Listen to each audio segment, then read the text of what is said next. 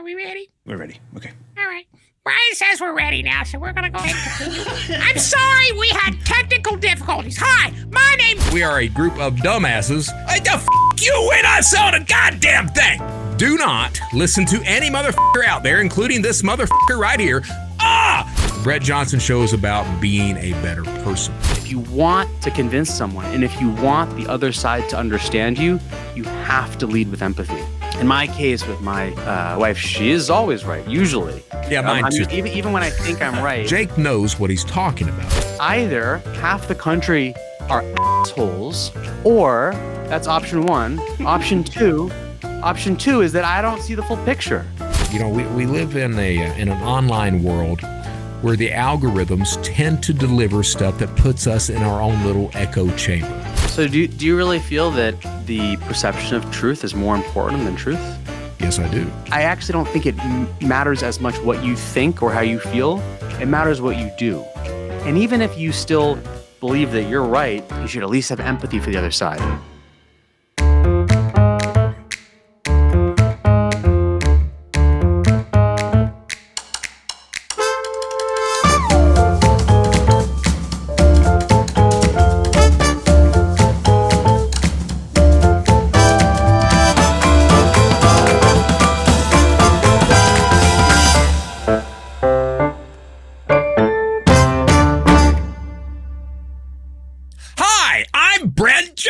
Former United States Most Wanted Cybercriminal, now good guy, and host of the Brett Johnson Show. Today's episode, guess what? We've got a guest coming on. His name is Jake Newfield. He is the host of the For the Sake of Argument podcast. I was recently a guest on the podcast.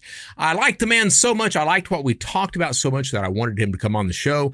We're going to talk about what makes a healthy relationship. We're going to talk about philosophy. We're going to talk about why people break the law. We're going to talk about a whole host of stuff. That's what we're going to do. Why? Because, by God, that's what I want to talk about today. Now, before we get to that point, look here. I need subscribers on this show. So if you don't mind, take just a second, hit that subscribe button. Not only that, pick up the phone, call your friends, call your enemies, call your workers, your co-workers, your associates, call God if you want to. Tell them, hey buddy, why don't you click on that subscribe button for Brett because he needs more subscribers. Just take a second and do that. Don't really care if you like the show or not. If you hate the show, hit subscribe twice. Bitch, moan, and complain. Which means we're going to do the bitch, moan, and complain segment right now. I hate them all. There ain't no f***ing way. You don't want to hear about this bullshit. Bitch, moan, and complain. You are full of All right. So what are we going to talk about? What are we going to bitch, moan, and complain about today? Well, first of all, let me point out that I'm wearing yet another Rain Spooner shirt. Today is the Aliens on the Island shirt. Why? Because why the hell not? And let's not forget, because I'm not sure he's made an appearance on this show yet, but we have a little alien sidekick that joins us every now and then. And yes, he is anatomically correct. That's right. No alien on the planet has a penis. So you don't have to worry about, getting diddled. You might have to worry about some anal probes, but not getting diddled. And that makes all the difference in the world. If you're wanting salvation squirted into your soul, go see your local preacher. Don't worry about the aliens. Now, that being said, it's time to bitch, moan, and complain about something. What I want to talk about today, first of all, anyone who follows me on Twitter, LinkedIn, Facebook, blah, blah, blah, blah, blah, blah, blah, blah, blah, you know that I have started buying crypto recently, and I've gotten involved. Well, it turns out that some people are not really particularly happy about some of the crypto posts that I'm making, particularly on this brand new coin, this brand new token called Fuck Biden. That's right, Fuck Biden. That's not P-H-U-C-K, that's F-U-C-K, Biden. All right. You can find the website at fkbiden.com. It's outstanding. So I have been, I guess you could say I've been soft shilling this token. Now, I'm not out there plugging the token, saying people need to buy into it because you're going to become a millionaire. I'm not saying that. What I am saying is that, hey, I like the thought process behind the token. I do. That whole concept of fuck Biden, not literally, mind you, figuratively. No one wants to literally fuck Biden. Not even this anatomically correct fella right here. Nobody wants to fuck Biden. But I figure that Biden has been fucking us for 4 years. So it's nice to see that someone has kind of, hopped on top of the subject matter, and they said to themselves, we would like to come out with a token called Fuck Biden. Now, I'm up on it. All right, I am. I have made, turns out I'm the third largest holder because I believe that much into this movement. I'm all about fuck you, Joe Biden. But a lot of people are complaining about that. And the thing is that with crypto, and I've mentioned this before, I'm going to mention it again. All right. It is important that you do your own research. Do not listen to any motherfucker out there, including this motherfucker right here. Do not listen to any motherfucker out there telling you which token to buy, and then you just blindly go and buy the thing. That is a recipe for being broke. It's important that you do your own research. It's also important to realize that Joe Biden is an absolute enemy of cryptocurrency. Before the Bitcoin halving, he actually signed a bill that increased the taxes on crypto up to 45%. I went the other day to Sam's Club, bought some grapes. How much did those fucking grapes run me? $12! I like grapes, but no one can afford grapes like that. All right? $12 for a basket of grapes. There's something wrong with that. And I know in California that may be considered cheap, but I'm not in California. I'm in Alabama. $12 is ridiculous. You can't afford these things anymore. Food prices have went up. Gas prices have went up. They keep telling me the economy is in great shape, but by God, I'm having trouble seeing it. That's not really what I'm wanting to complain about today. What am I wanting to complain about? Well, whether you knew this or not, I've actually got a list that I make about what I'm going to bitch, moan, and complain about. What I'm really going to complain about is it looks like this ban on TikTok may accidentally take place. That's right. We've got about 120 days that TikTok or ByteDance has to sell TikTok to some other entity that doesn't answer or kowtow or bend the knee to the Chinese government. Of course, TikTok did release a statement after that came out, after everybody said, yeah, you're going to have to sell. TikTok came out and said, hey, the fuck you, we're not selling a goddamn thing. Do what you're going to do. We'll see your fucking asses in court. That's what TikTok said. Not sure if they had that type of accent doing it, but that's what they said. So what does that actually mean? Well, for me, it means I'm probably not going to get much more jiggly content. Oh, no. All right, that's what it means for me. And I know, and I like my jiggly content, and I'm sure other people like jiggly content as well. It also appears that a lot of the crypto influencers, so what you may not realize is that a lot of the crypto influencers, unless you're actually following these people, most of them are on TikTok. That's where most of the engagement takes place, is on TikTok. It's not on Instagram. Nobody follows fucking Instagram for crypto. It's not on YouTube. It's on TikTok. It's not on Facebook Reels. It's on TikTok. So what, pray tell, are all those influencers going to do if TikTok just simply ceases to exist in the United States? I would say they're not going to be very, very happy. That's not really. Here's the thing.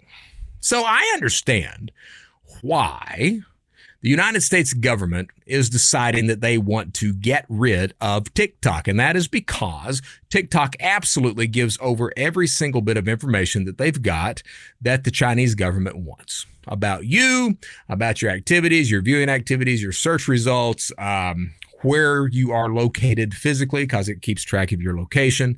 It does all of that stuff. So they're giving all of that information over to the Chinese government. Now, why does that matter? Do I care if the Chinese government knows that I like to watch jiggly things? No, I don't really give a damn about that. I don't, okay? I'm more than willing to bet that most of the Chinese government likes to watch jiggly things too. So we're on the same page on that. But where TikTok becomes dangerous with that is the type of information that they're sharing. So think about, for example, I've got TikTok on this cell phone, okay? If I am with someone else, say I'm in the military, for example, and some of my buddies have TikTok on their devices as well. Well, what happens is TikTok is getting all that data.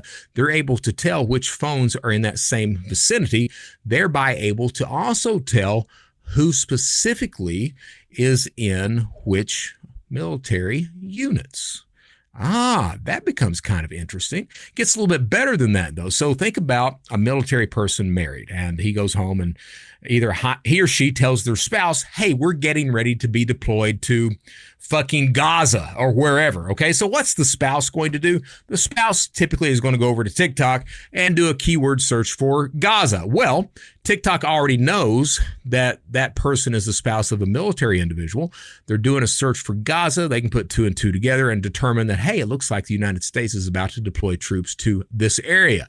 You can determine who's involved with what units. You can determine who's in intelligence agencies, what type of work they're doing, where they're deploying, any number of things like that. That's the danger that we're seeing with TikTok. You can see who's cheating on each other. I mean, you can do all kinds of stuff just by the amount of data that you're getting in. Now that's a horrible thing.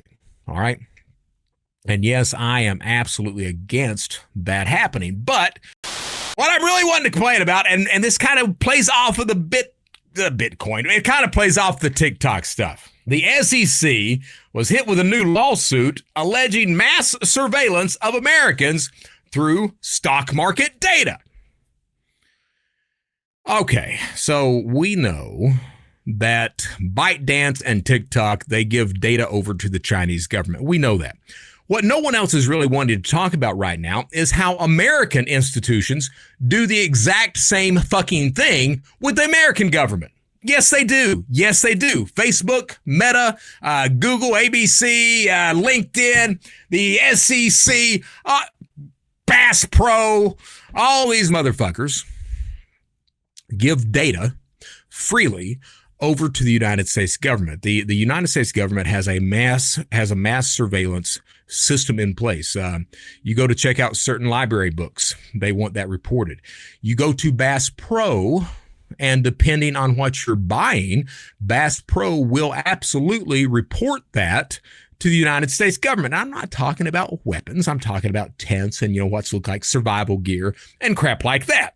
They report that to the United States government. The SEC handing over financial data to the U.S. government. What are these citizens buying? What are they going long on? What are they going short on? Because that might tell us a little bit more about that person, how much they're making, if they're trying to hide tax funds, anything else like that. So we're seeing that. We're seeing Meta that turns over data to the United States government. When I was an informant for the United States Secret Service, Google freely told the feds, hey, anything you guys need, don't worry about a subpoena. Just let us know. We'll send it to you. And that's absolutely what continues to go on today. The United States government goes one better than that, and they actually buy or get location data from several of these companies as well, so they can track your movements all over the place. Now, why is that an issue? Well, that's an issue because it's no one's goddamn business where I'm going, what I'm buying, or what I'm doing, as long as I'm not breaking the law and harming people. We are supposed to live in a country where the government benefits us. So far, I have not seen that happen. So far, I've seen the government benefiting the government. People live in fear of the government, and I've said it once, and I will say it again. People should not live in fear of the government. The government should live in fear of the people. That's just a simple fact. But that is not the way things are going. And the government continues to conduct this mass surveillance on Americans who absolutely are not part of an investigation and have not committed any types of crimes whatsoever. Yet, we are busy bitching about TikTok. Are we okay with U.S. government doing this? I got to tell you, me, for one, I am not. Absolutely am not. But you know what? Even that is not really what I'm wanting to bitch about today. What I'm really wanting to bitch about today, read this headline the other day that says America's fight to save handwriting from extinction as IQs begin to fall for the first time ever. For the first time ever. Now, I know that some journalist somewhere had to go out and do the investigative research and write the article. But that being said, it should not come as a surprise to anyone that IQs are on the decline. I'm just saying, we are a group of dumbasses, at least in the United States right now. This idea that if you're not on my side, you're an enemy. This idea that open-mindedness, that objectivity, that truthfulness no longer matters is a problem. So it's not surprise that IQs have dropped sharply across the planet. And I expect they absolutely will continue to be because we are not open-minded. We don't seek out the truth like we used to. We don't respect education as much as we used to. So it's a sad, sad situation that as we continue to develop as human beings, that we become even more stupid than our ancestors used to be.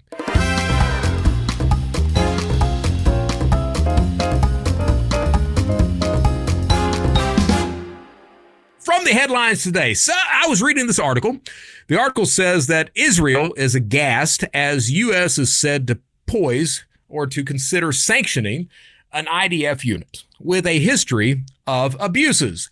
The unit that they're thinking about sanctioning is called the Netzah Yehuda unit, and it is known for its brutality. Now, what I'm actually going to talk about today, and I mentioned this on an earlier episode of Criminal Thoughts. Post October 7th, over 1,700 Israelis were murdered by Hamas coming over top of the wall in their little paragliders and machine guns, weapons. They also took, I think it's over 140 hostages. Most of those hostages have not been returned yet. It is not surprising that Israel would go into the Gaza Strip and have the goal of wiping out Hamas. That is understandable. What is not understandable is that 35,000 plus Palestinians, innocent Palestinians, have been killed. It is not understandable or acceptable that lots of women and children have been murdered as well, innocent women and children. Now, the reason I say that is we live in a society where there's a difference. There's a difference between being just and being humane and simply seeking revenge. And to me, what I'm seeing right now in the Gaza Strip is a lot of revenge.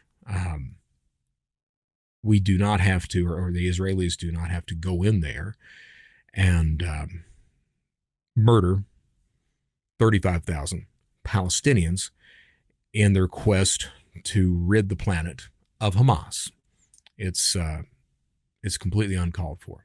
I've been very, very vocal about my support for Israel, and I do absolutely support Israel.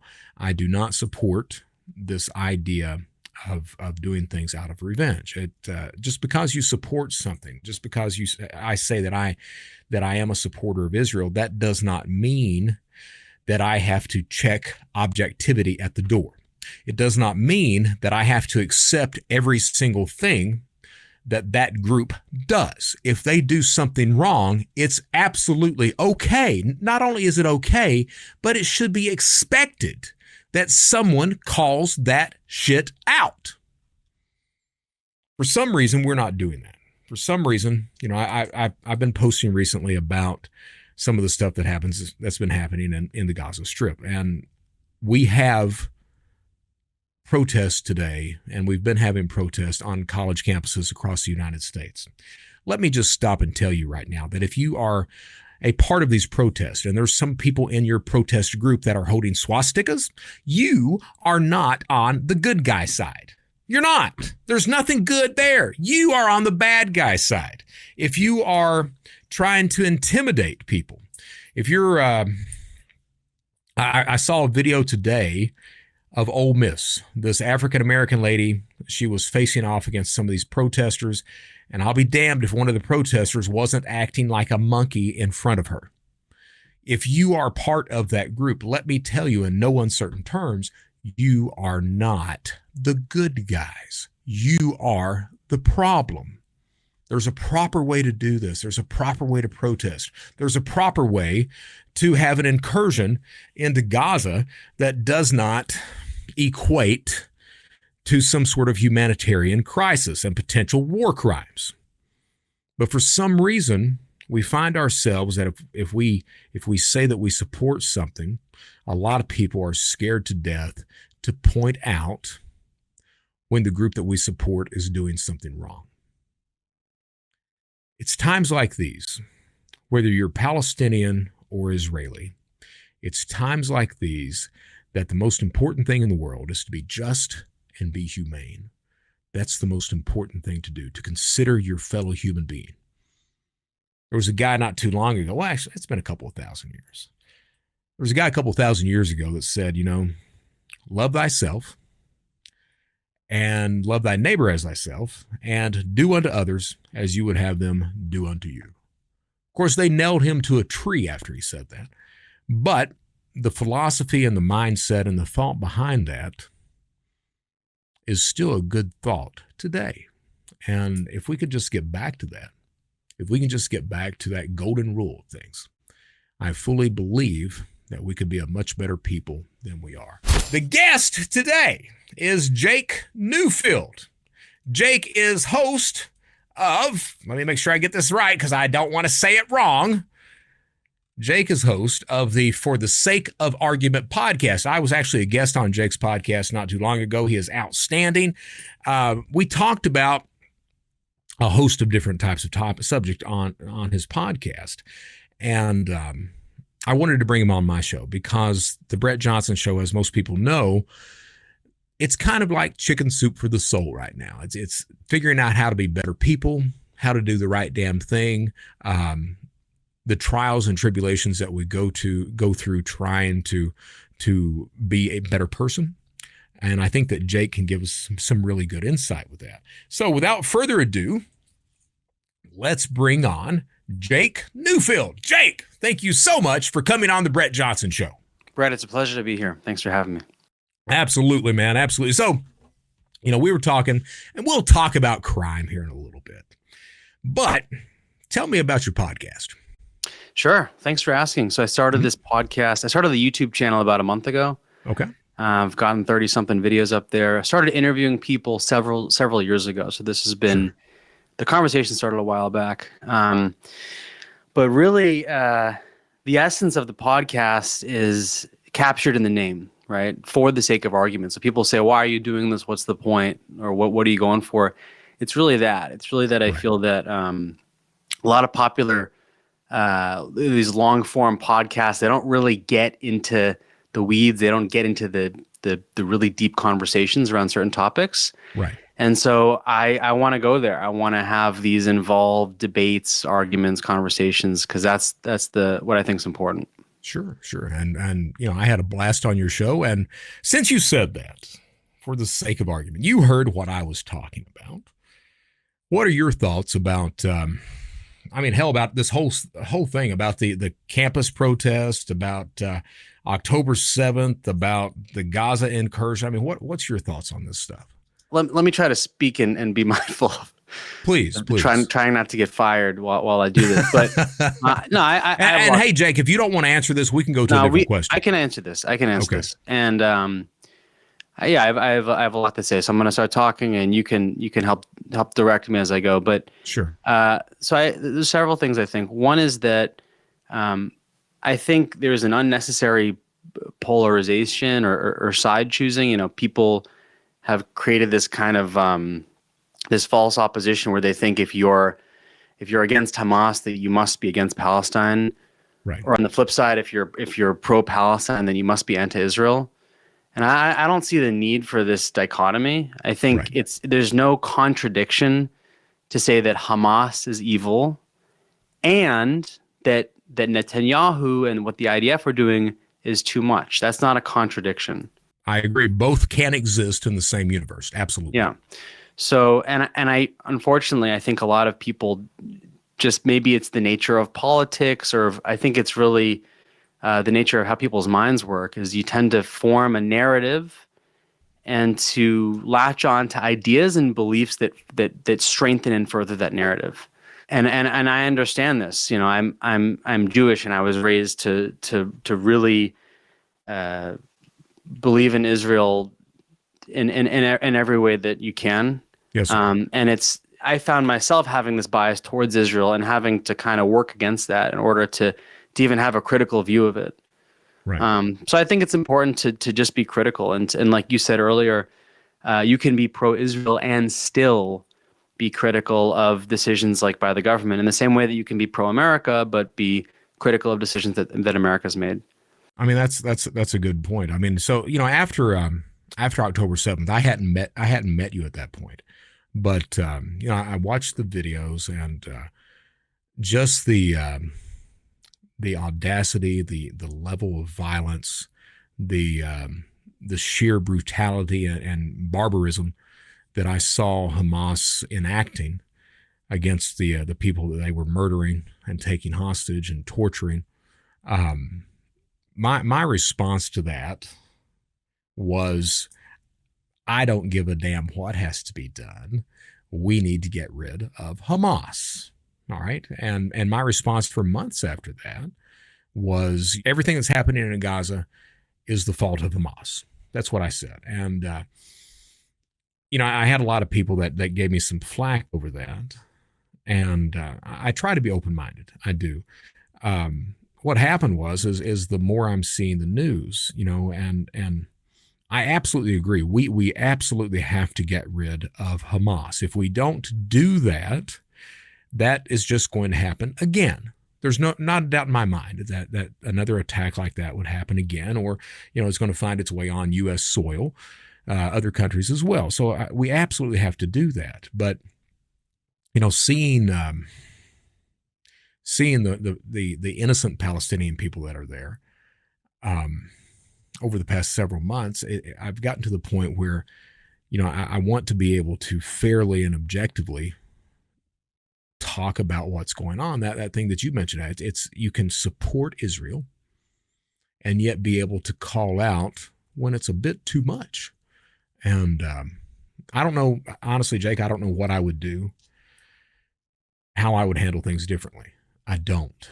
And I don't think it's the job for you or for me to say what should be done. I think it's our job to have empathy and sympathy. Right. And I think people say, well, what would you do, or what are we supposed to do? It's like, it's not a job to figure it out. And that doesn't mean you can't feel bad. And you can say, wow, what Hamas did, that was terrible. That was a terrorist attack. Those are innocent people they tortured and killed. That was awful. And at the same time, it's not a but, it's an and, right? I'm not saying, you know, they did this, but this happened. It's they did this and this happened. In other words, you can be critical of both sides. That's a good point. And it's not saying, well, they did this because they did this. No, there doesn't have to be an analysis or even what should be done. I'm not a political strategist. I'm not in the government. It would be silly for me I'm not an expert, so I shouldn't say what should happen. What I can say is, like, look, I can have empathy and feel terrible for what has happened, and also say, wow, it's terrible that 30,000 something people have been killed in Gaza. I don't even know if it's helpful to then try to ascribe blame, nor that it's necessary for someone like me to do that, just to say, but I think it's important for people to be able to say, well, that's terrible. And that the inability to express empathy, I think, is at the crux of a lot of the polarization and a lot of the fighting. For example, when the Hamas attack did happen on October 7th, what should have been said by pro-Palestinians, by Palestinian people, by people that are critical of Israel, what should have been said was, wow, that's so horrible what Hamas did.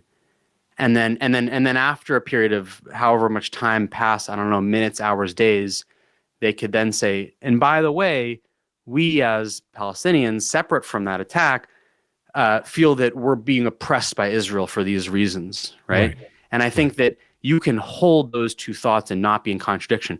But unfortunately, what happened in a lot of instances on October 7th and the days after were people who were more sympathetic to the Palestinian side did not express those two views. They said, nope, if we condemn Hamas, then we're really giving Israel free reign. And so therefore October 7th happened, and they were and some people, not everyone, some people were kind of cheering it on. Yeah. And that's the problem, is both sides need to have more empathy for the other side and to realize that you're not conceding anything by expressing empathy, just the opposite. If you want to convince someone and if you want the other side to understand you, you have to lead with empathy. I agree. I agree completely. Let me ask you, because this is something that's bothering me as well. When I was a child, my father was a captain in the U.S. Army, and this was back when there was a thing called West Germany. We lived in West Germany for 3 years, and I guess I was ages 5 to 8 is the ages that I was there. While I was there, my parents absolutely believed in not hiding anything from the children. Now, so I had a couple of really screwed up parents. That being said, not everything that the way they raised me, I think, was bad. They insisted on not shielding history from me and exposing me to art, things like that. So it was very good in that. And the reason I say that, while we lived in West Germany, we took a trip. And the trip, I was a very young child. We went to Dachau. And, that visit still sticks with me today. And it still bothers me today. And the reason I'm mentioning that is a lot of these protesters that we're seeing on college campuses right now, they're very anti-Semitic. They're carrying swastikas. They're crying out for the genocide of the Jewish people. And I don't know how we as a society got to that point, that it's okay to intimidate, to terrorize, to put forth hate-filled statements or bigoted statements. I don't know how we got to that point. And I don't know if you've got any insight to that or not. How we got to that point? I mean, when has there been a time where there haven't been a group of people espousing hateful ideas? Well, I mean, you're right. That's the thing, right? I mean, hell, I live in the South. I'm well aware of hate speech. It's I've got a joke that I say that the weather in Alabama is always hot, humid, and racist. And it's a joke, but it's kind of a true thing too. So I mean, you're right. We've been that nation and that society that a lot of us throw out hate speech. But to me, it goes back to what I said about people have a hard time balancing two narratives at once. Yeah. And people have a really hard time feeling bad for what they think is their team and for the other team. People think that if they feel bad for the other team, right, then they're somehow saying that their team or their side or their viewpoint, whatever it may be, they feel that makes them vulnerable. So in other words, I think that's part of it, and people take things to the extreme. Do you think that there's any fixing that, or are we just doomed to be that type of people? I don't know. I mean, I don't know how. I don't know the scale as well. I think there's always going to be misguided, ignorant, hateful people. Right. I think that's inevitable. I think the question is what would it? I think what would it mean for that to really harm our society, and how do we prevent that? And is that possible? Right. But no, I don't know that if we can ever rid our society of hateful, bigoted people. Yeah. And I could talk about this with you for a while, but that's not really what I wanted to talk about today. I wanted to touch upon that. What did you go to school for? I studied psychology and philosophy. It's the psychology and philosophy. No wonder you were asking me those questions when I was on your show. You know, which questions? Why do you commit crime? You know, the disenfranchised people. Yeah. I don't know if I was ever disenfranchised, but there's a whole lot of people that have been. You mentioned when I invited you on the show, you were talking about you gave a set of topics that we could talk about, and what kind of stuck out to me was the philosophy, absolutely that, but also you mentioned relationships. That's something that I think that I'd like to talk with you about, because I'm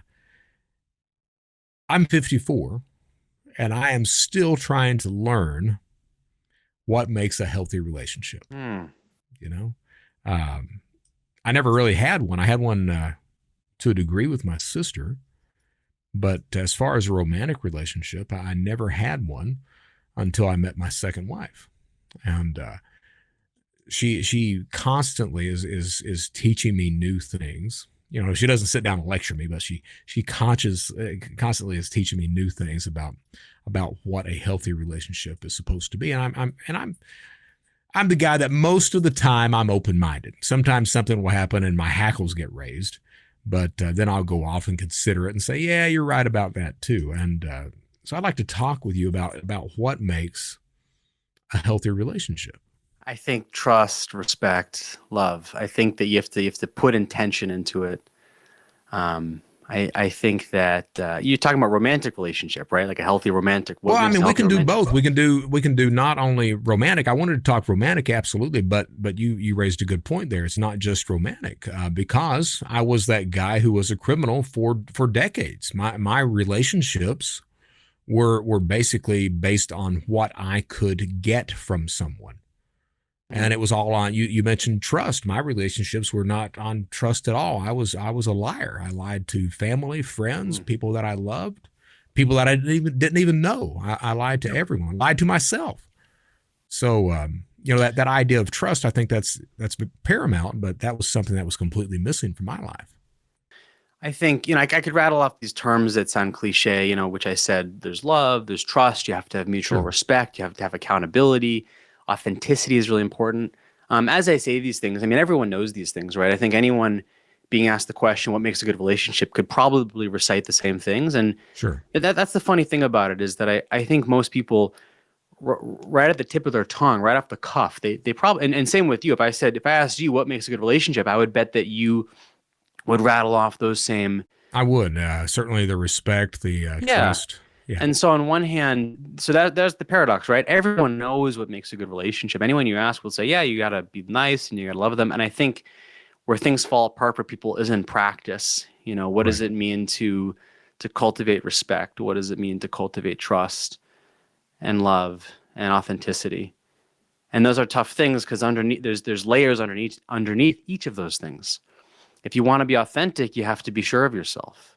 Right. If you're not sure of yourself, if you don't know who you are, if you don't like who you are, it's going to be really hard to be authentic. It's going to be really hard to present yourself the way you really are, because you don't really like yourself. And that's why people struggle to achieve those verbs, is because it's hard to be authentic if you don't even know that you're insecure or unsure of yourself. It's hard to be trustworthy and trustworthy if you don't know how to be vulnerable and be honest. I think if I had to point to one attribute or item or feature that everyone should focus on, which I think is foundational to the other ones, this is maybe cliche or corny, but it's love. You have to very intentionally love the other person on principle. So in other words, whether or not you feel it in the moment, whether or not you feel enthused by the person, if you're in a relationship every day, to intentionally, on principle, not out of your own emotion, but on principle, make the decision, I'm going to love this person, I'm going to give them affection and make them feel loved. So everyone needs validation and affirmation, and that's like one of the biggest human needs. And there's no better way to satisfy that than expressing love and just saying to someone, "I love you," and expressing that. I think a lot of people, if you say, "Do you love your spouse?" They'll say, "Yeah, of course I do." And if you say, "Well, do they know you love them?" They'll say, "Yeah, of course they know." And if you say, "Well, how do you know that they know that you love them?" They'll say, "Well, because of course they know. Like we're married." And then if you ask the spouse, "Do you feel love?" They'll say, "Well, no." And if you say, "Well, how many times a day does your spouse or partner say that they love you?" They'll say, "He never says that." Ah, And it's something as simple as verbalizing it. right. If you ask someone, "How many times do you tell your spouse that you love them every day?" Most people say, "Yeah, of course I do," but they don't. So Right. if there's one silly, easy thing to make a good relationship, it's just tell the person, assuming you do love them, tell them you love them. I mean, that's a very powerful thing. It is. And you were, as you were talking about that, you were talking about this concept of love. And I don't know if you were on when I mentioned that the guy they nailed to a tree. You know, he said this thing: "Love thy neighbor as thyself, and do unto others as you would have them do unto you." And that concept of love of you have to love yourself. I absolutely agree with that, because I went through years where I knew that I was a despicable person, and these days it's crazy, man. These days I absolutely like who I am and what I do. That's not to say I don't have issues. I've got a lot of issues, but I like who I am these days. And at the same time, this thing that you're saying about, making sure that, if it is romantic, that people know that you love them by vocalizing that. I absolutely agree with that. I'm a firm believer in that. And, I think it extends past that. I wouldn't tell. I mean, I have told Brian that I love him, but not in a romantic way. I love you too, Brett. See, that's good. but it's this whole thing of love, respect, as you said. I mean, it really is that simple, but at the same time, it can get horribly complicated. I think in terms of how to have a good relationship, I think that's number one. Yeah. Is you have to, I forget who said it, but like love is a verb. It's not just something you feel. It's something you make a decision. And I also think that, commitment, not just for the sake of the other person or for yourself, but for the sake of the commitment.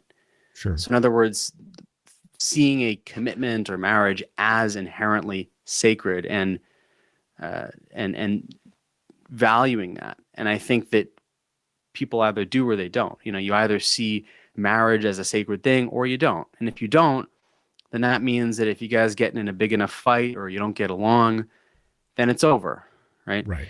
But if you do see it as sacred or special, or then no matter what happens. And so you have to have this mindset of not let's see how this goes, but we're together forever, period, full stop. So let's make the best of it. It's the other. I mean, that's a good point. I mean, so and I forgot who it was. It may have been Peterson, somebody like that said that, basically when you get married, it's a contract. It's an agreement that I can share with you the worst parts about me, and you are not going to run away. Yeah. So that's a strong statement that you love someone enough and you're dedicated enough to the relationship that you can share those dark thoughts, those embarrassing moments, those parts where you are not the best person in the world, and your significant other is still there by your side. I mean, that speaks volumes, not only toward what a relationship should be, but toward what we as human beings absolutely want at the end of the day. And honesty in every minute. Yeah. I mean, being able to express how you feel, because there would be nothing worse than being dishonest with someone that you're stuck with, because then Right. What a miserable way to exist is if you're with someone for a long period of time and you can't be honest with them, then what's the point? So I think finding someone that you can be totally honest with, and that they still love you and you still love them. I mean, that's a powerful thing. It is. And extreme honesty. Like if something small happens, you didn't mean to do it, admit it, and let there be a fight rather than not addressing it. I agree. Let there be a fight. I had a college professor. His name was John Brown. He was a philosophy instructor, professor rather. And I still remember what he said one time. He's like, me and my wife, we fight regularly. I love my wife, but we fight regularly. And he said, I'm going to give you the best piece of advice that I could ever give you guys. If you ever get in a fight, the best thing you can do is look at your significant other and say, you may be right. And just leave it there. And then he paused. And he said, I don't say the second half of that out loud. That is, you may be right, but you may be wrong too. I just let it go like that. And, to me, he was joking. He had, a tongue in cheek thing. But, what you're talking about of being able to be truthful, not only being able to be truthful, but insisting on being truthful. Regardless of anything else in this relationship, we are going to be truthful to each other. It may cause an argument. It may mean that, a couple of sleepless nights or what have you. But regardless, we are going to be truthful to each other. And that respect, that degree of love, I think absolutely brings on that degree of honesty as well. You said that that you should tell your partner, you may be right. In my case with my wife, she is always right. Usually. Yeah, mine too. Even when I think I'm right, I'll learn a day later, 2 days later, a week later. Oh wait, no, I was wrong. So I always say, my wife and I, we both have strengths and weaknesses. She has strengths, I have weaknesses. There's a lot of truth to that with me too. There's a lot of truth to that too. You had your philosophy, major or minor? Major, double major, philosophy, psychology. Oh, dude. All right, so I have this thing. When I was a criminal, and then when I got caught and I was, consulting, informing with the Secret Service and ripping them off at the same time. And then when I went to prison, and then when I escaped from prison, and then now when I work with these companies or with the FBI, one of the statements that I say is that the perception of truth is more important than the truth itself. That is, that the facts no longer matter. What matters is what I can convince someone of. And that has been growing on me, I guess for 20 some years. That whole idea continues to fester and foster and continues to grow bigger and bigger. And recently I've been, so I'm not a philosophy major. I took some philosophy classes during my 7-year tenure trying to get a bachelor's degree. But, what keeps coming back to me is that allegory of the cave. You've got someone who thinks they know what truth is, and then when they're exposed to what the actual truth is, to a degree, a lot of them become violent. And if you could speak toward the nature of truth and that idea, I'd appreciate that. So do you really feel that the perception of truth is more important than truth? Yes, I do. And I'll tell you why. Yeah. So from an attack point of view, from a criminal point of view, because, I had that criminal lifestyle, it doesn't matter to me, and it doesn't matter to the bank if you are a legitimate card holder or account holder. What matters more is that if I can spoof your phone call, if I can do a SIM swap, if I can steal your identity, that is a hell of a lot more important than the facts are that I don't own the account. I'm able to convince that teller to let me have your money. If you look at fake news, facts, the facts are still there. But if I can convince a population to vote for a specific candidate, if I can convince a population that law enforcement, if I can use a deep fake of law enforcement shooting an unarmed suspect and cause that population to riot and burn down a city, that is more important than the truth coming out later that it was a deep fake and the assailant was not unarmed, but he was firing away at law enforcement. So that's where I get that from, that idea. Truthfully, I believe that the truth is of the utmost importance. But I think that that filter that comes down from the truth, that the way that it affects people, that perception, at least on this plane of existence, I think that perception is more important to a lot of people than the actual truth is at the end of the day. I mean, all the examples you just gave to me are reasons why truth is more important than the perception of truth. I mean, the examples you gave to me show that the perception of truth can drive action a lot. But in each of those examples, it's precisely because there's a distinction between the perception of truth and truth that those situations are problematic, right? Right. And to the extent that we can get people to understand the truth, we're going to have better outcomes. So and maybe I misunderstood, but I think that it's definitely clear that perception of truth can cause action, can cause bad things to happen, can convince people, can trick people compellingly. In other words, people do things based on what they think is true. Sure. But it's because of that I think truth is so much more important. Well, and I get you, and the thing is I'm not on the opposing side of what you're saying. I'm not.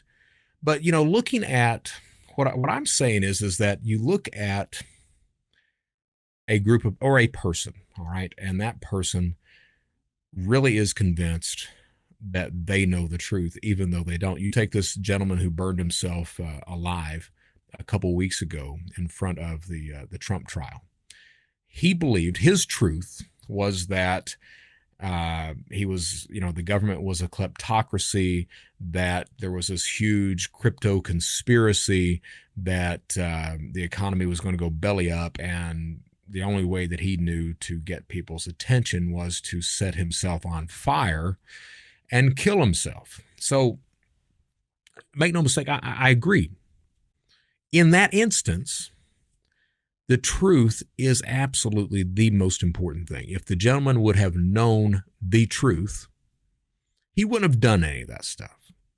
But his perception of that resulted in his killing himself. And I guess that's what I'm talking about, is that, yeah, I agree with you. Truth is of the utmost importance, but I'm not sure that a lot of people, if they were faced with the truth, would accept it peacefully. Yeah. You raised an interesting question, and I think, and maybe this is what you're asking, but one question or one thought I have that comes out of what you said is, sure, if someone believes that their worldview or understanding of reality is in fact reality, then does it really make a difference to them, or does it serve them in any way to realize that that's not reality? And a lighter example that's not the guy burning himself alive is someone who's maybe a devout religious person who has a worldview that is in contradiction with science, right? And so Sure. I'm not going to point to a specific person or religion, but there are some people that are religious to a point that maybe their belief system is in active contradiction with, let's say, evolution or something we know about science. And so you could ask, well, so for that person, does it benefit them to have their version of reality smashed and for them to see the light? I don't know. But what I do know is that on a societal level, we're all better off by all of us having a critical, real, truthful understanding of reality. So I know that collectively we're better off if that guy didn't burn himself alive. Right. And I mean, people have freedom of religion and should believe what they want. And it benefits us largely to have a shared view of reality. So I think at a societal level, we should have common principles that we agree to. We should be able to point to truth and reality and know it when we see it, and not be confused by a false sense of reality. No, I agree. But on an individual level, does it benefit the person? I don't know. Could someone live and die having a completely different version of reality, and would they have lived a better life had they known the truth? Maybe, but I don't know. I don't either. I agree on a societal level. As a group, it becomes very important that we know the truth. You mentioned that the religious aspect.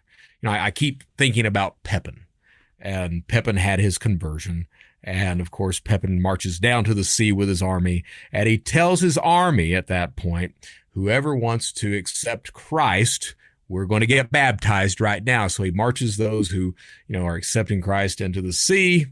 There's a whole slew of his army that did not, and as soon as the ones who accepted march out of the sea, they slay the pagans or blasphemers or whatever you want to call them. And to me, I'm not sure that we could ever get past that group of people that are in the cave that think they know what reality is, and then when confronted with that, they become violent. Certainly the Pepin's perception of reality and truth was much more important than, at least for the people that he slew, was much more important than the actual truth was at that point in time.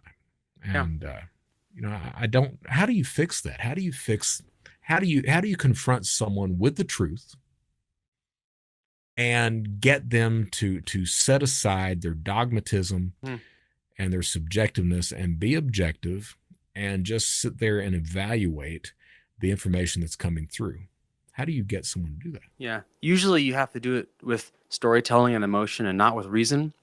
In my case, that's not what happened. In my story, it was a rational argument that brought me away from the dogmatism of religion. So in 2018, my sister at the time, she was 16. She and her friend were going to get dinner in my hometown. So they were walking from my house about half a mile in the crosswalk, and they were both hit and killed by a car as it was coming by. So that was in 2018 and 16. And over the next 6-12 months, I unknowingly started to become religious. That's what happened. And I can tell you all about the story of when I went to Israel and when I went to the yeshiva and when I was living in the rabbi's house for 2 months while working full time and living with his 7 kids and working and then moving to New York and then coming back. And the reason I did it in a nutshell was because it gave me an answer. And it helped me understand it. And it was when I was in Israel and I saw this article written by Jay Michelson, who's the CNN commentator who I've since spoken to a few times, that his article that was really dissecting some pseudoscientific religious arguments, and he was dissecting why they were wrong. And reading that article, it sounds like BS, but I literally snapped out of it in a second. Okay. And I've talked to Jay, and I was like, "Dude, your article, it blew my mind. It opened." But I talked to him, and I said, "Well, is this how most people come back to their kind of more secular mindset?" And what he helped me understand is that no, like I'm not for better or worse, I was unique in that way. In other words, most people, if you tell them here is why your belief is wrong, they're not going to understand that because they don't believe what they believe for rational reasons. They believe it for emotional reasons. Right. And you have to typically have someone experience something to get them to understand. Why do you think that your experience was different? I think that so for me, I mean, I could talk all day about this, but I when I became religious, it was a very intellectual process. I met a lot of what are called Baal Teshuva Jews, which means people that become religious later in life. In other words, people that were not religious and became religious. And the reason I was so interested in talking to them is because those are the people that put a lot of intention and had to make a decision to become religious, as opposed to someone who was born religious and maybe it's just kind of what they're used to, their cultural, their norms. Right. So I spoke to a lot of these Baal Teshuvas who made these decisions on a very intellectual, intentional basis. And I, every day for a year, so we're talking about 365 hour-long conversations, no fewer than that I had with that people of this type of persona, and I would interrogate them about why they decided to become religious. And in a way, I was trying to kind of indoctrinate myself, sort of thinking, if these people who are really smart, like a lot of them really, really smart, successful people, that had all these things that I wanted to have, a great career and Right. Family and all these things, if they were able to find such meaning in this, and they weren't just doing the religion because it benefited them, but because they thought there was a fundamental truth to it. In other words, they thought that not being religious was acting in contradiction with the truth of reality. Right. And I thought maybe they're right, and maybe we're all wrong. Maybe they're right, and that's what I tried to embrace. So to answer your question, Brett, the reason the article was able to snap me out of it is because the force that brought me into it was really kind of an intellectual pursuit of trying to find the reasons why being this religion was the rational answer to what is life. Right. So are you still religious or not? I'm not. Okay. Because as you were telling this, with me, I'm not religious. I'm not. I've always had a problem with faith. Okay. That actually believing that, things unseen.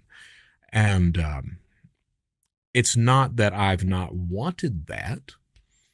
I absolutely would love to have that type of belief system in place, but I don't. And I don't adhere to a lot. I've read many different religious texts over the years. I don't believe in the thing where most religions will teach you that, hey, it's our way or it's the highway. I don't buy that. I don't buy this Christian idea of a place of eternal torment. I don't accept that. I don't think that if we have a loving God, that loving God is going to punish you for eternity. I don't believe that. And I look at different Christian philosophers who did not believe that as well. Augustine did not believe that. He believed that if there is a place of punishment, that it's certainly not going to be eternal because, hey, a loving God would not do that. But I have problems with faith, and I keep hoping that it will come at some point. You were talking about the Jewish people. What were their names? The I don't know how to spell it. Baltashuva. Baltashuva. And this idea of coming to so sort of later, like in your adult. I don't know the exact definition. Right. The way I understood it was, as opposed to being born Orthodox, becoming it. Sure. That was my understanding. I was born Jewish, secular, became religious after my sister was killed. Right.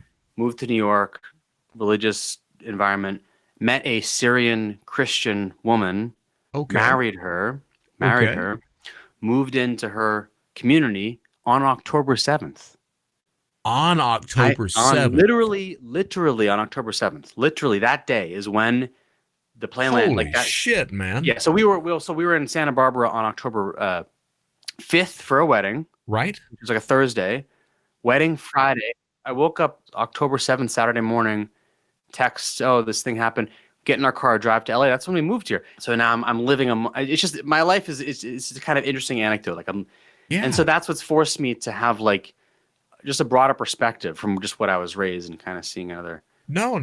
So let me ask you, you're in that community. Are you getting any flack at all from people? Or are they very accepting or what's accepting? Good. Is it okay not to have faith and still be a good person? I believe it is. Can I ask a question really quick? Sure. Are you able to separate religion from spirituality? We'll let Jake handle that one. Yeah. You want me to answer right now, or are you going to ask it on the... No, ask. It'll come through right like that. Yeah. Okay. I think so. I think people have different definitions for religion and spirituality. Actually, I spoke to a very well-known philosopher and educator, John Vervaeke, 1 or 2 weeks ago. He's got a big podcast as well, and I asked him that same question because he was telling me that he was religious. But the way that he described his religion was not the way that I had traditionally thought of it, as like a monotheistic religion. The way he described his religion was the word I would have used is spiritual, right? So I think people have different definitions for what's religion, what's spirituality. For John Vervaeke, to me, it seemed like his definition of religion was broader and encompassed spirituality. But to get back to the question, so yeah, of course you can be religious, you could be spiritual, you could be both, or you could be one or the other. I think there's people who are religious out of because that's what they're used to, but they don't really believe in it. But they go through the motions because that's the culture, that's what their family does. Right. And then you have people who are spiritual but not religious, and then you have people who are neither, or you have people who are both. I'm not religious. Am I spiritual? I don't know. Can you be a good person? Do you have to be religious or spiritual? I don't think so. I don't think so. I also don't think that in fact, not only do I not think that you need religion or spirituality to be a good person, I don't even think you need some overarching Sam Harris moral compass system. And the reason is because being a good person, I actually don't think it matters as much what you think or how you feel. It matters what you do. I agree. It matters what you do. So in other words, even if you don't have some guiding principles to make you a good person, as long as each action you take is honest and truthful and respectful, then you're a good person. And let me pause there. No, I was wanting you to go on. Yeah, go on.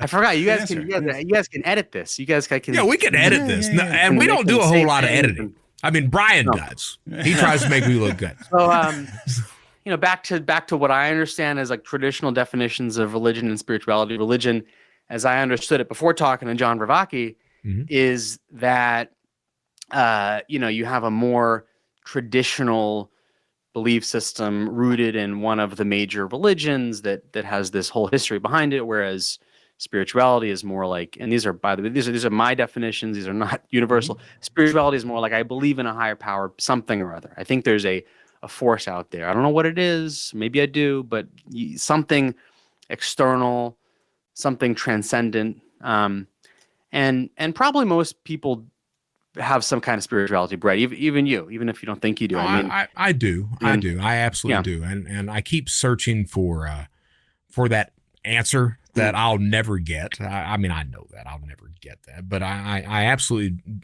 have that spirituality about me. And I get that point of, as long as you respect people, as long as you love people, as long as you are treating people like you would want to be treated, I think that you're a good person at the end of the day. I truly do. I mean, I don't see, and I subscribe more toward Christian theology than the other world religions. I absolutely do. That doesn't mean that I don't. I tend to take parts out of every single religion and kind of meld them together. Is what I really do. I look at that and it goes back to that concept of truth. You mentioned these people who maybe they don't have the strongest belief in the world, but because they were brought up in a specific religion, they toe the line, they do what's expected of them, and that's how they lead their lives. Now, does that mean that you have to have that in order to have a strong moral compass? I don't believe so. But I'm a big fan of Joseph Campbell, The Power of Myth, the Faces of God, The Hero's Journey, things like that. And Joseph talks a lot about how important mythology is in our lives, that it does tend to give us that moral compass, that it does give us these truths, these life lessons that are out there. So I'm a huge proponent of that. It's disappointing. It's disappointing to me to turn on the news and see the hatred and vitriol that's out there, to see the conspiracy theories that are out there, to see the violence that's enacted, and to understand that if we would just pause long enough to have a truthful, respectful conversation with people, that a lot of this stuff probably wouldn't be going on. Yeah. I have a couple of thoughts there. So one is that I'm sure you're right. I think that if people at large had a better moral compass or some type of guiding spirituality or even religion, maybe there'd be less hate, maybe. Sure. But I don't think that that's necessarily the cause or even a primary one.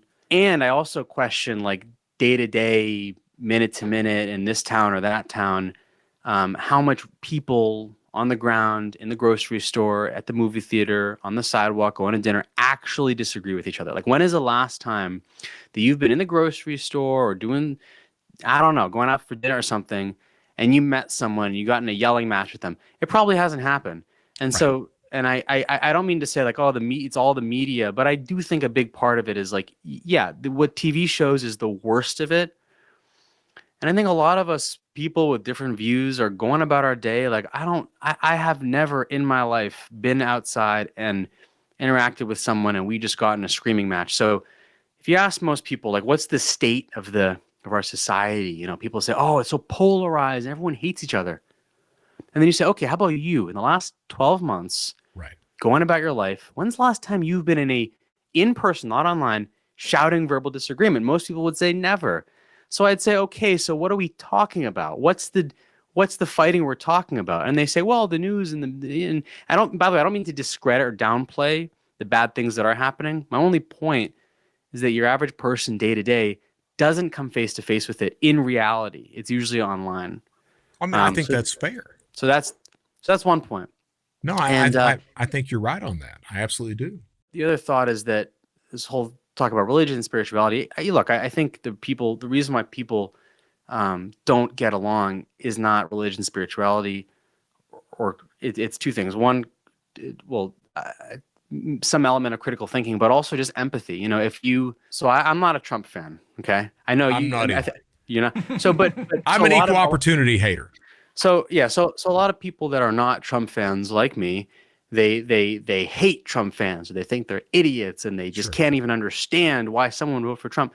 And for me, I could find it easy. I could easily go down that path and think, well, you know, I hate Trump for these 5 reasons. You know, he's this, he's narcissistic, he's that, he's a liar, blah blah blah blah blah. Therefore, if you vote for Trump, you're a bad person. Like, I can easily walk myself into that mindset. It's very simple because I can say, but what's more challenging in this case or others is like in my situation to say, well, let me think about this. So half the country votes for Trump. Either half the country are assholes, or that's option one. Option two is that I don't see the full picture. Right. Option two is that I don't see the full picture, and the 5 things that I think are evil about Trump either are not the case or there's something I'm missing. And so, like, I have so in this case, I have the humility to say, okay, I don't think it's option one. There's no way that half the country are assholes. I don't want to believe that. Okay. So probably I'm missing something. Probably there's another perspective. And knowing that gives me peace, because now instead of like hating half the country, I get to say, hey, if he gets elected, maybe there's something good about it that I'm not seeing because other people see it. Right. And I think that's the attitude we should have about every issue, or at least many issues, where people say, no, I know I'm right and I know they're wrong. Well, if millions of people disagree with you, there's probably a reason they disagree with you. And even if you still believe that you're right, you should at least have empathy for the other side. And that's why there's so much polarization. And that's why there's so much fighting, is people are not interested in understanding and in giving empathy to the other side. I think that's an excellent point. I mean, that because I'm not a Trump fan, I'm not a Biden fan. That's why I call myself this equal opportunity hater all the time. But by the same token, I absolutely realize that, hey, those people who are voting for Trump, they're not all assholes. Those people who absolutely are going to vote for Joe Biden, they're not all friggin' idiots either. You know, and I think it's important, this idea of empathy that you're talking about, of taking a pause and considering that. But, you know, we as a society, we like to take sides on things, and sometimes that's certainly not the healthiest or the correct course to take. And I really do appreciate you making that point, because you put it in a lot better language than I could any day. So thank you for that. So The podcast is for the sake of argument podcast. The host is Mr. Jake Newfield. How can people listen to your show? YouTube, Spotify, type in my name, Jake Newfield. Jake Newfield, for the sake of argument. Now, for my listeners that are out there, you've listened to Jake. Jake knows what he's talking about. Jake is outstanding. I've been on his show. I had a blast on his show. He's on my show right now, and I have learned a lot just in the few minutes that he's been talking to us. So please take the time to go over and watch Jake's show. Better yet, take the time to hit that subscribe button, because it will benefit you. It will make you a better person at the end of the day. You know, we live in an online world where the algorithms tend to deliver stuff that puts us in our own little echo chamber. Okay, it's for Jake to have a podcast like this that talks about things, that fleshes these things out. There's not really much better that you could hope for online. So please subscribe to Jake's show. Jake, I cannot thank you enough for coming on the Brett Johnson Show. I truly appreciate it. Thank you, Brett. It was a pleasure. Pleasure. You are outstanding, my friend, truly. And I want you to come back on the show sometime. Absolutely. Anytime. All right. So that was Jake Newfield from For the Sake of Argument podcast. By all means, please get your asses over there. Show the guy some love. Subscribe. Watch his shows. He's just got started, and I like the guy already. I think he's outstanding. I think he's going to absolutely develop into a one hell of a podcaster. So please show the guy some love. Now, that being said, it's time to close things out for the Brett Johnson Show. I am Brett Johnson. How do we close things out? Well, we do it the same way on every single show that I do. Stay safe, stay secure, stay vigilant. More importantly, you know, I guess I got to end that stay safe, stay secure, stay vigilant, because that's not what the Brett Johnson Show is about anymore. The Brett Johnson Show is about being a better person, about learning these things, about the trials and tribulations that we go through of trying to overcome the hardships in our lives and being better people, not only to ourselves, but to our fellow human beings. So I'm going to work on that and come up with a different tagline, but I am going to end the show the same way every time by saying, at the end of the day, just do the right damn thing. My name is Brett Johnson. This is The Brett Johnson Show. Thank you so much for taking the time to tune in. Until next time.